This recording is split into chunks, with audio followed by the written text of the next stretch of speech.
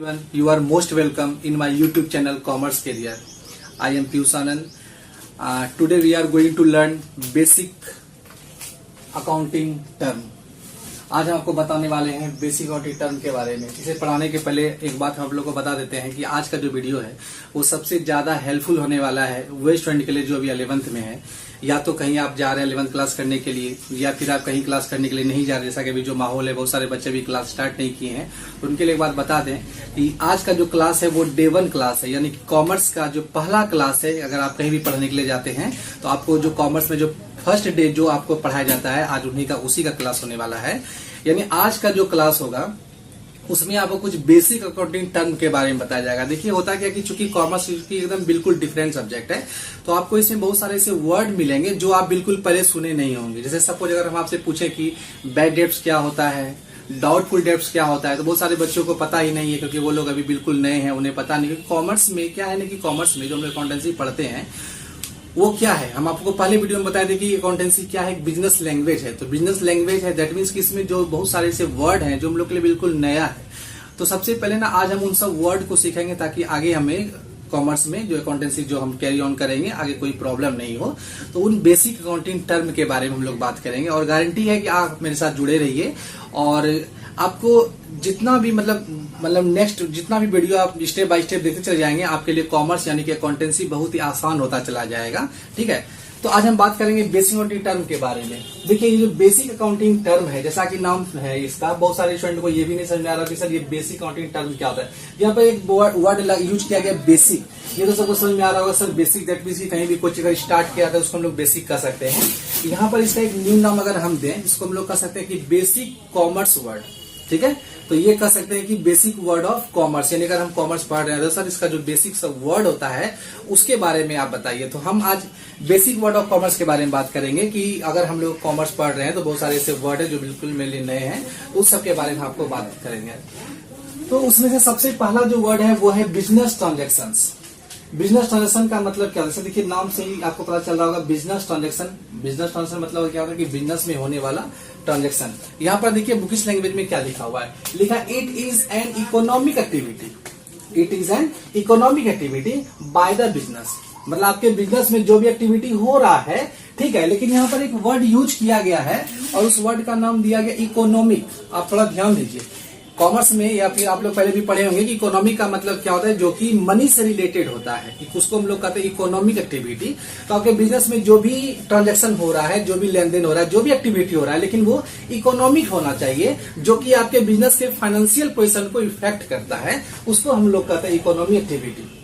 ठीक है, तो वो जो कि रुपये पैसे से रिलेटेड है उसको हम लोग क्या कहते हैं इकोनॉमिक एक्टिविटी। तो कहने का मतलब ये तरह का ट्रांजैक्शन है, लेकिन कौन ट्रांजैक्शन है, कहता it is an economic activity of the business, यानी आपके बिजनेस में जो भी इकोनॉमिक एक्टिविटी होता है उसको आप कहते हैं बिजनेस ट्रांजैक्शंस।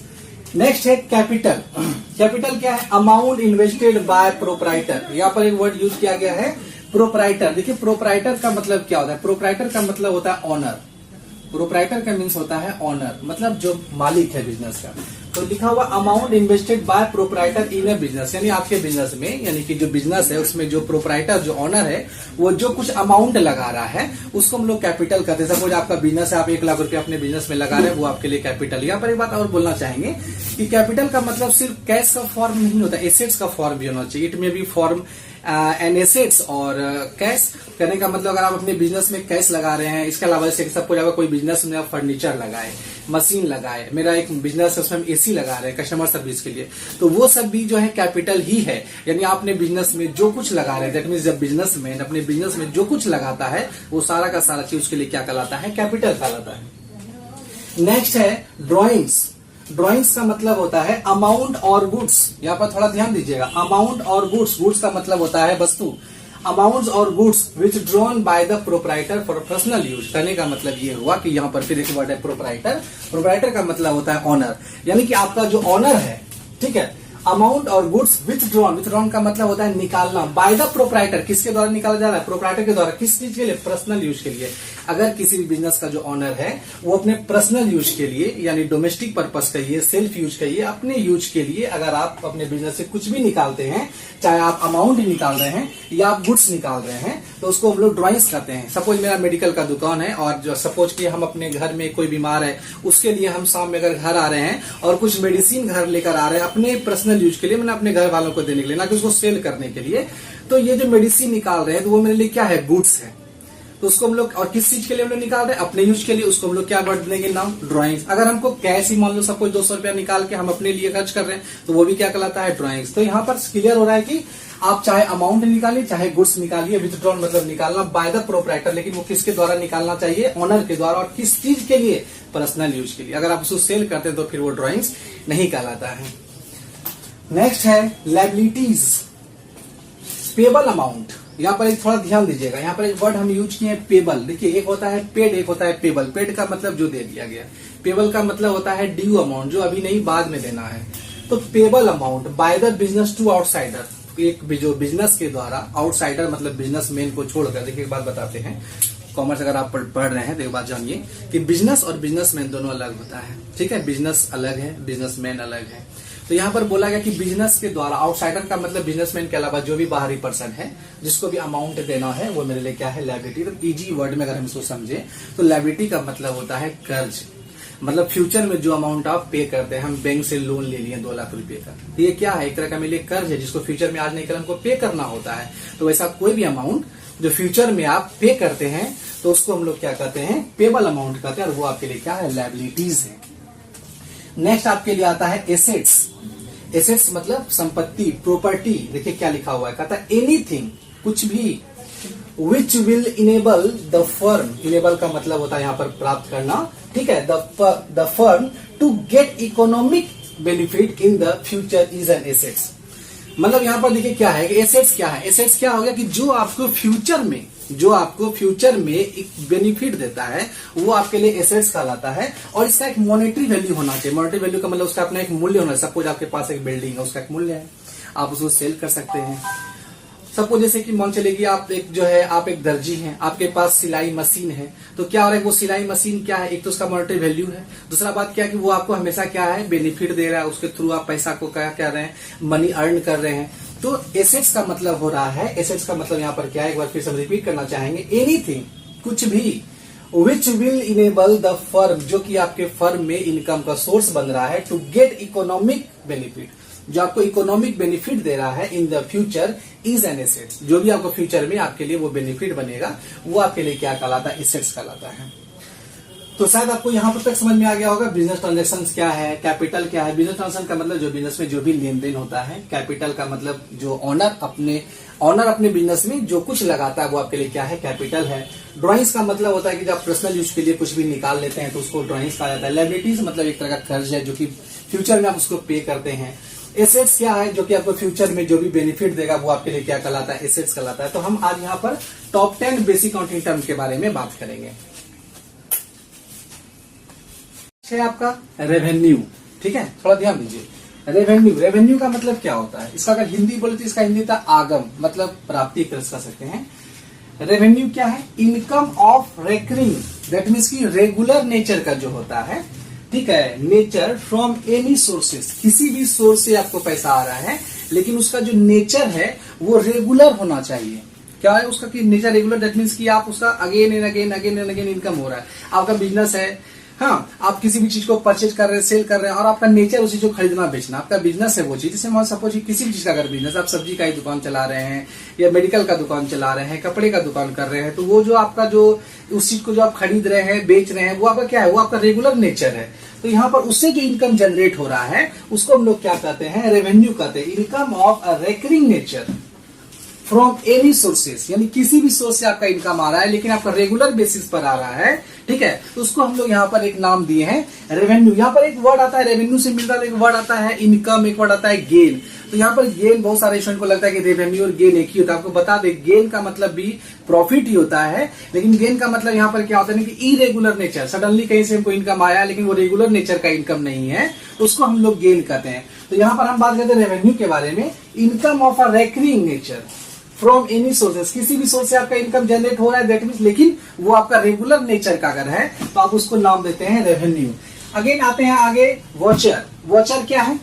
देखिए वॉचर क्या है? Watcher is an evidence. थोड़ा ध्यान दीजिएगा, यहाँ पर एक वर्ड हम यूज किए एविडेंस। एविडेंस का मतलब प्रूफ, ठीक है, ऑफ अ बिजनेस ट्रांजेक्शन। आपके बिजनेस में जो भी ट्रांजेक्शन हो रहा है उसका एक जो एविडेंस है, तो एविडेंस का मतलब होता है रिटर्न डॉक्यूमेंट। कोई भी रिटर्न डॉक्यूमेंट, आप कोई भी बिजनेस से आप कुछ भी खरीदते हैं, बेचते हैं, सपोज आप 1 लाख का फर्नीचर खरीद रहे हैं तो उसका एक स्लिप मिलता है आपको, इसको हम लोग परचेज स्लिप बोलते हैं। आप कुछ सेल करते हैं, उसको एक सेल स्लिप होता है। यानी कि किसी भी ट्रांजेक्शन का, आप कुछ भी खरीद रहे हैं, बेच रहे हैं, किसी को कुछ भी ट्रांजेक्शन कर रहे हैं, तो उसके लिए आपको एक रिटर्न डॉक्यूमेंट आपके पास होना चाहिए, प्रूफ होना चाहिए कि हाँ, ताकि ये प्रूफ जो है, ताकि इससे पता चले कि अच्छा ये ट्रांजेक्शन यहां से किया गया है या नहीं किया गया है। तो कहने का मतलब वॉचर क्या है? एक तरह का रिटर्न डॉक्यूमेंट है किसी बिजनेस ट्रांजेक्शन का।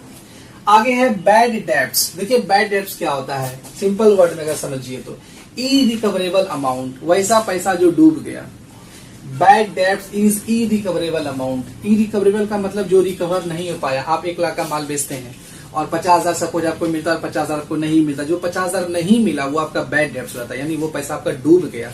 तो यानी कि उसको हिंदी में लोग डूबत ऋण बोलते हैं। बैड डेब्ट्स का मतलब बिजनेस में जो पैसा रिकवर नहीं हो पाता है, डूब जाता है, ठीक है, उसको हम लोग कहते हैं बैड डेब्ट्स। इसके बाद एक वर्ड आता है जैसे कि डाउटफुल डेब्ट्स। सर डाउटफुल मतलब जो डूबा नहीं है लेकिन हमको डाउट है, मे बी रिसिप्ट और मे नॉट बी रिसिप्ट, की मिल भी सकता है और नहीं भी मिल सकता है, उसको हम लोग कहते हैं डाउटफुल डेब्ट्स, ठीक है। लेकिन बैड डेब्ट्स का मतलब होता है जो डूब गया, क्योंकि हम लोग 1 साल का कोई भी जो कैलकुलेशन करते हैं, 1 साल के अंत अगर हमको पैसा नहीं आता है तो उस पैसे को हम लोग रिटर्न ऑफ करके बैड डेब्ट्स मान लेते हैं। तो बैड डेब्ट्स क्या होता है? Irrecoverable amount. आगे है डेप्रिसिएशन। ये बहुत ही जो है कॉमर्स में ये वर्ड जो है बहुत बार यूज किया जाता है, डेप्रिसिएशन। देखिए डेप्रिसिएशन एक तरह का लॉस है। सिंपल वर्ड में अगर समझे तो आपके पास जो भी एसेट्स है उसका जो वैल्यू कम होता जाता है उसको आप डेप्रिसिएशन कहते हैं।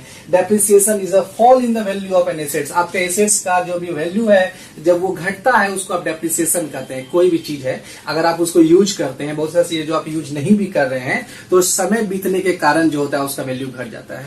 बहुत सा क्या होता है कि मार्केट में वो उतना प्रचलन में नहीं रहा, ठीक है, आउट ऑफ फैशन हो गया है, उस कारण से उसका रेट घट जाता है। तो किसी भी कारण से अगर एसेट्स का वैल्यू घट रहा है, रीजन कुछ भी है, लेकिन आपका जो एसेट्स है उसका वैल्यू घट रहा है, आप उसका नाम देते हैं डेप्रिसिएशन। और लास्ट में एक वर्ड है इंसॉल्वेंट। इंसॉल्वेंट क्या है? Insolvent is a person. ध्यान दीजिए, यहाँ पर पर्सन के लिए यूज किया गया इंसॉल्वेंट। एक वर्ड था इंसॉल्वेंसी, हम यहाँ पर इंसॉल्वेंट के बारे में बात कर रहे हैं। इंसॉल्वेंट इज अ पर्सन और इंटरप्राइज, मतलब चाहे कोई संस्था हो या कोई पर्सन हो, ठीक है। यहाँ पर बोला गया कि which is not in a position to pay its डेब्ट, ठीक है। यहाँ पर क्या बोला जा रहा है कि इंसॉल्वेंट इज अ पर्सन और enterprises which is not in a position to pay its डेब्ट, मतलब जो इस पोजिशन में नहीं है, जो इस पोजीशन में है, ठीक है, कि वो जो है अपना कोई भी डेब्ट्स का मतलब होता है कर्ज। अगर कोई भी आदमी, सिंपल वर्ड में समझिए, कोई भी पर्सन अपने कर्ज को इस पोजीशन में है कि वो चुकाने लायक नहीं है। मेरे ऊपर सपोज अगर मान के चले कि 10 लाख का कर्ज है, ठीक है, और हम उसको चुकाने लायक मेरे पास एसेट्स नहीं है। मेरा सारा एसेट्स अगर हम टोटल जो मेरे पास एसेट्स है वो सबको अगर हम सेल कर दें तो भी 10 लाख नहीं पूरा हो पा रहा है, तो इस कंडीशन में हम अपने आप को इंसॉल्वेंट मानते हैं। तो एक तरह से ये समझिए कि when liability is more than assets, अगर आपका लायबिलिटी, आपका कर्ज ज्यादा है आपके एसेट्स से, तो उस कंडीशन में आप जो है इंसॉल्वेंट माने जाते हैं। तो इंसॉल्वेंट का मतलब होता है इंसॉल्वेंट इज अ पर्सन और enterprise which is not in a position to pay its डेब्ट। जब आप इस पोजीशन में हैं, अपने कर्ज को पे करने के पोजीशन में नहीं है, तो आप उस कंडीशन में क्या कहलाते हैं? इंसॉल्वेंट। इसका जस्ट उल्टा एक वर्ड होता है सॉल्वेंट। सॉल्वेंट का मतलब अगर आप इस पोजीशन में हैं कि अपने सारे कर्ज को चुका सकते हैं, तो आप कहलाते हैं सॉल्वेंट, यानी कि when assets is more than liability, आपका एसेट ज्यादा है, लायबिलिटी कम है।